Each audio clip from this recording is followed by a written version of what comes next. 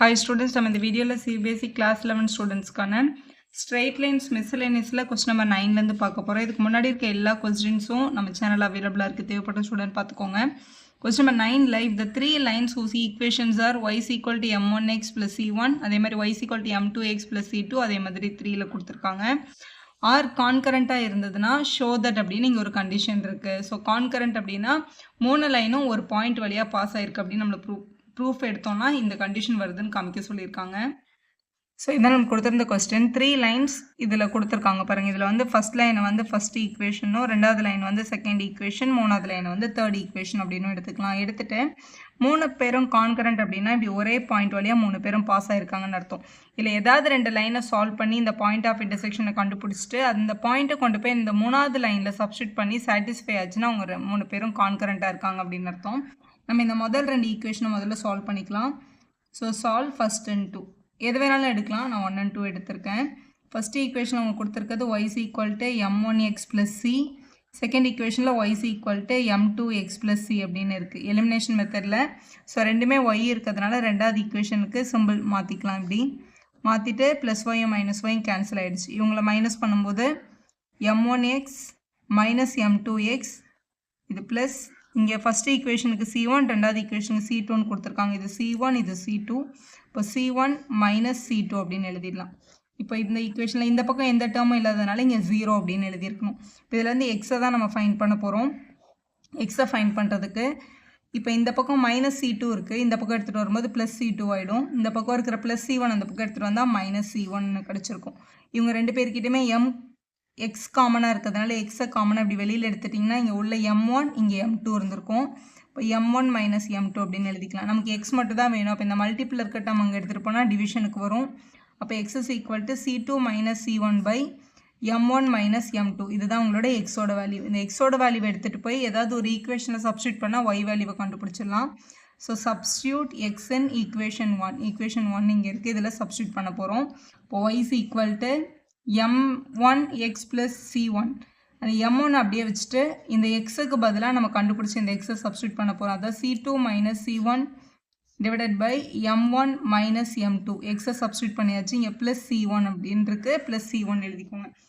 So இப்போ இது வந்து இங்கே டிவிஷனில் இருக்குது. இது அப்படியே இங்கே எடுத்துகிட்டு வர முடியாது. நான் எல்சிஎம் எடுத்தால் தான் இங்கே எடுத்துகிட்டு வர முடியும். இங்கே டினாமினேட்டரில் 1ன்னு எடுத்துக்கோங்க. எடுத்துகிட்டு எல்சிஎம் எடுத்துடலாம். ஸோ இங்கே வந்து m1 இங்கே மேலே வந்து c2 minus c1 plus c1 m1 minus m2 நமக்கு y தான் வேணும். இது அப்படியே சால்வ் பண்ணி வேல்யூ கண்டுபிடிச்சாலே போதும். m1 மைனஸ் m2 ஏன்னா எக்ஸ் இருக்குது, ஒய்யை தான் நம்ம கண்டுபிடிக்க போகிறோம். ஸோ இப்படி கிடச்சிருக்கு. இவங்களை உள்ளே மல்டிபிள் பண்ணிக்கோங்க. உள்ளே மல்டிபிள் பண்ணும்போது இந்த m1 c2 மல்டிபிள் பண்ணால் m1 c2 m1 c1 minus m1 c1 அடுத்து இவங்கள உள்ளே மல்டிபிள் பண்ணும்போது c1 m1 c1ம் இந்த m2வும் மைனஸ் c1 m2 அப்படின்னு கிடைக்குது. டினாமினேட்டரில் m1 மைனஸ் m2ன்னு இருக்குது. ப்ளஸ் c1 m1ம் மைனஸ் c1 m1ம் கேன்சல் ஆகிருக்கும். அப்போ y இஸ் ஈக்குவல் டு இங்கே ரெண்டு டேர்ம் இருக்காங்க. m1 c2 minus c1 m2 எந்த டேர்மும் காமனாக இல்லை, இது அப்படியே இருக்கட்டும். கீழே m1 மைனஸ் m2ன்னு கிடச்சிருக்கு. இதான் நம்மளோட ஒய்யோட வேல்யூ, அதாவது பாயிண்ட் ஆஃப் இன்டர்செக்ஷன். இதான் எக்ஸ், இதான் ஒய், ரெண்டத்தையும் ஜாயின் பண்ண கிடைக்கிறது பாயிண்ட் ஆஃப் இன்டர்செக்ஷன். ஸோ நமக்கு கிடைச்ச எக்ஸும் ஒய்யும் தான் point of intersection of two lines. இந்த பாயிண்ட் ஆஃப் இன்டர்செக்ஷன் எடுத்துகிட்டு போய் சப்ஸ்டியூட் இந்த தேர்ட் ஈக்குவேஷன். இதான் நம்ம தேர்ட் ஈக்குவேஷன். இதில் ஒய்க்கு பதிலாக இந்த வேல்யூவையும் எக்ஸுக்கு பதிலாக இதையும் சப்ஸ்டியூட் பண்ணி சால்வ் பண்ணால் அவங்க கொடுத்துருக்க ஈக்குவேஷன் வருதான்னு பார்க்கணும். அவ்வளோதான் நம்மளோட கொஸ்டின்.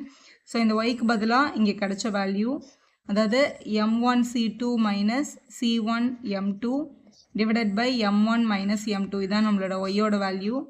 m3 மல்டிபிள் பை எக்ஸோட வேல்யூ நமக்கு கிடைச்சிருக்குது c2 minus c1 by m1 minus m2 plus இங்கே c3 இருக்குது. இது அப்படியே இருக்கட்டும். ஸோ இங்கே வந்து எல்சிஎம் எடுத்துட்டோம்னா இங்கே டினாமினேட்டர் ஒரே மாதிரி வரும். உங்களை நம்ம என்ன பண்ணிடலாம், கேன்சல் பண்ணிடலாம்.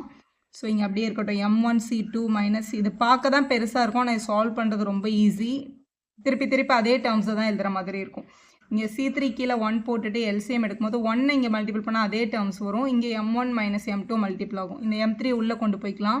அப்போ m3 c2 minus m3 c1 இவங்க கூட மல்டிபிள் பண்ணும்போது plus c3 m1 minus c3 m2 அப்படின்னு கிடச்சிருக்கும். டினாமினேட்டரில் m1 மைனஸ் m2 இங்கே இருக்கிற டினாமினேட்டரும் இங்கே இருக்கிற டினாமினேட்டர் என்ன பண்ணிக்கலாம், நம்ம கேன்சல் பண்ணிக்கலாம். இந்த எல்லா டேர்ம்ஸையும் ஒரே சைடு எடுத்துகிட்டு வந்துட போகிறோம். எடுத்துகிட்டு வந்துட்டா நம்மளோட ப்ரூஃப் நம்மளுக்கு கிடச்சிரும். இப்போ இங்கே வந்து முதல்ல 2 ப்ரூவில் போய் பாருங்கள். இந்த 2 ப்ரூவில் நம்மளுக்கு எந்த டேர்மை காமனாக எடுத்திருக்காங்கன்னு பாருங்கள். M1 காமனாக வந்திருக்கு, M2 காமனாக வந்திருக்கு, M3 காமனாக வந்திருக்கு. அப்போ அதே மாதிரி அரேஞ்ச் பண்ணி எடுத்துட்டிங்கன்னா செம்ம ஈஸியாக கம்ப்ளீட் பண்ணிடலாம். இப்போ எடுத்துகிட்டு வரும்போது இங்கே ஃபஸ்ட்டு M1 C2 இருக்கா, M1 C2 வச்சுட்டு இங்கே இருக்க M1 முதல்ல அங்கே கொண்டு போயிருங்க. இங்கே இருக்க M1 யார், C3 M1 ப்ளஸில் இருக்காங்க போனால் மைனஸில் வரும். அப்போ -C3 M1 எழுதிடலாம். அடுத்து இங்கே M2 இருக்குது, -C1 M2. இங்கே இருக்கிற M2ஓட வேல்யூ ஃபஸ்ட்டு எடுத்துகிட்டு போயிடலாம். இதான் M2 வேல்யூ. -C3 M2ன்னு இருக்காங்க, எடுத்துகிட்டு போனால் +C3 M2 அப்படின்னு கிடச்சிருக்கும்.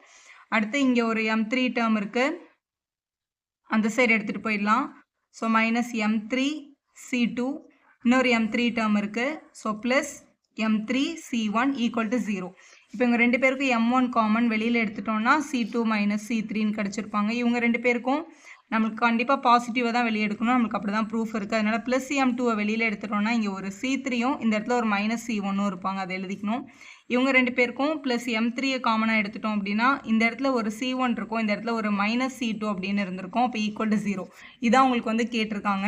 ஸோ ஹென்ஸ் ப்ரூவ்னு எழுதி செம்ம கம்ப்ளீட் பண்ணிடலாம். இதுதான் உங்களுக்கு ப்ரூஃபில் வேணும். அடுத்து 10th கொஸ்டின் பார்க்கலாம். Find the equation of a line through the point 3,2. அதாவது ஒரு லைனோட ஈக்குவேஷனை கண்டுபிடிக்கணும். அந்த லைன் வந்து 3,2ன்ற பாயிண்ட் வழியாக பாஸ் ஆகிருக்கு. Which makes an angle 45 degree with the line x - 2y = 3. அதாவது இன்னொரு லைன் கூட 45 டிகிரி மேக் பண்ணியிருக்கு. இந்த லைனோட ஈக்குவேஷனை கொடுத்துட்டாங்க, x - 2y = 3 அப்படின்னு கொடுத்துருக்காங்க. இப்போ இந்த லைனோட ஸ்லோப்பை நம்மளால் கண்டுபிடிக்க முடியும். ஏன்னா y = mx + cன்ற ஃபார்மில் கொண்டு வந்துட்டிங்கன்னா எங்களோட ஸ்லோப் நமக்கு தெரிஞ்சிடும்.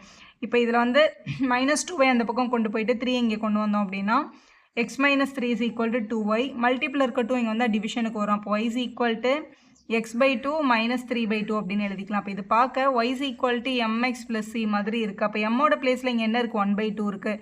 அப்போ நம்மளால் டெஃபினட்டாக என்ன சொல்லிட முடியும்னா இந்த ரெண்டாவது லைன் அவங்க கொடுத்துருக்காங்களா, அவங்களோட ஸ்லோப் வந்து டெஃபினட்டாக 1/2 தான். அப்போ இதோட ஸ்லோப் வந்து 1/2 அப்படின்னு இதுலேருந்தே தெரியுது. இந்த எம்மோட கோஎஃபிஷியன்ட் 1/2ன்றதுனால இந்த லைனோட ஸ்லோப் நமக்கு தெரியாது. இந்த லைனோட ஸ்லோப்பை நம்ம M1ன்னு வச்சுக்கலாம். அதை தான் கண்டுபிடிக்க போகிறோம். ஏன்னா ஒரு லைனோட ஈக்குவேஷன் வேணும்னா அதோட ஸ்லோப்பும் அதோட ஒரு பாசிங் பாயிண்ட்டும் நமக்கு வேணும், இல்லைனா ஏதாவது ஒரு இன்டர்செப்ட் வேணும்.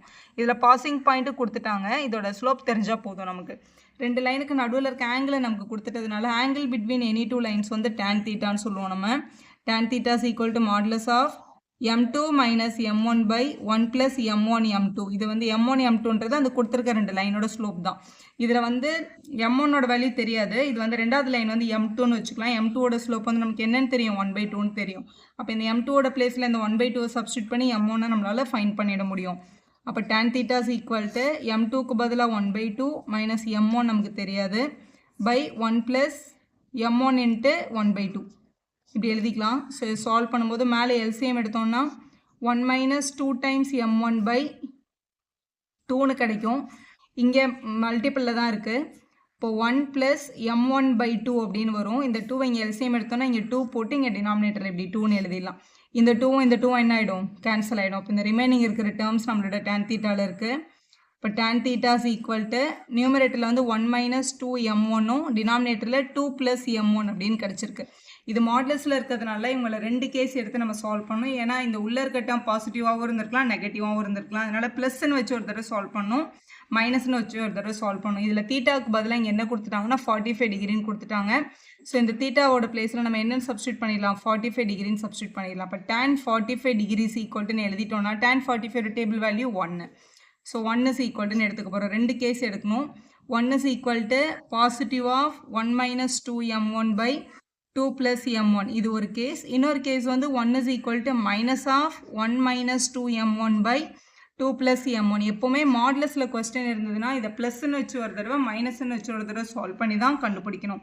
ஸோ சால்வ் பண்ணுறோம். டினாமினேட்டரில் இருக்க 2 + M1 இங்கே வந்தால் மல்டிப்ளைடு. அப்போ 2 + M1 = 1 - 2 M1. M1லாம் ஒரே சைடு, நம்பர்லாம் ஒரே சைடு எடுத்தோம்னா -2 M1 இங்கே வந்தால் பாசிட்டிவில் வந்துடும். அப்போ இங்கே M1 இருக்குது, இங்கேருந்து ஒரு 2 M1 கிடச்சிருக்கு. இங்கே ஒரு 1 இருக்குது, இந்த +2 இங்கே வந்தால் -2 ஆயிடுச்சு. அப்போ இது 3 M1 = -1, M1 = -1/3. இதான் ஸ்லோப்.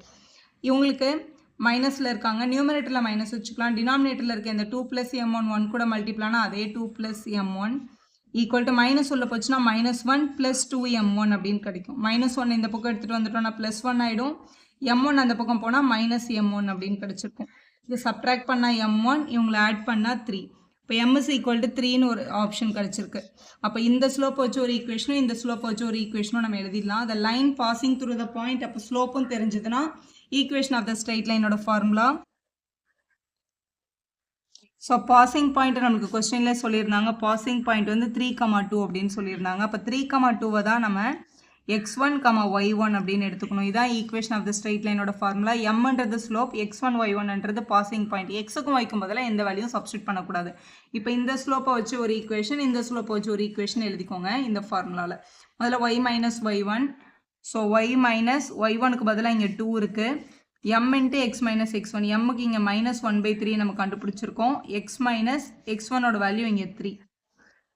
டினாமினேட்டரில் இருக்க 3 இங்கே வந்தால் மல்டிப்ளை ஆகிடும். அப்போ 3 into y minus 2 is equal to minus 1 multiple by x minus 3. உள்ள மல்டிபிள் பண்ணிட்டோம்னா இது 3y minus 6. இங்கே minus x plus 3ன்னு கிடச்சிருக்கும். அந்த minus 1 உள்ளே போச்சுன்னா எல்லாத்தையும் ஒரே சைடு எடுத்துகிட்டு வந்துக்கலாம். ஸோ இது வந்து 3y, இந்த minus x இங்கே வந்தால் plus x ஆகிருக்கும். இங்கே மைனஸ் 6 இருக்குது, அந்த பக்கம் எடுத்துகிட்டு போனால் ப்ளஸ் 6 ஆகிடும். அப்போ 3 + 6ன்னு எழுதிடலாம். அப்போ x + 3y = 9. ஃபஸ்ட்டு எக்ஸ் எழுதிட்டு அதுக்கப்புறம் ஒய் எழுதியிருக்கேன். இது ஒரு ஈக்குவேஷன். அடுத்த ஈக்குவேஷனுக்கு எம்முக்கு நம்ம என்ன அப்ளை பண்ணோம்னா 3ன்றது சப்ஸ்டியூட் பண்ணோம்.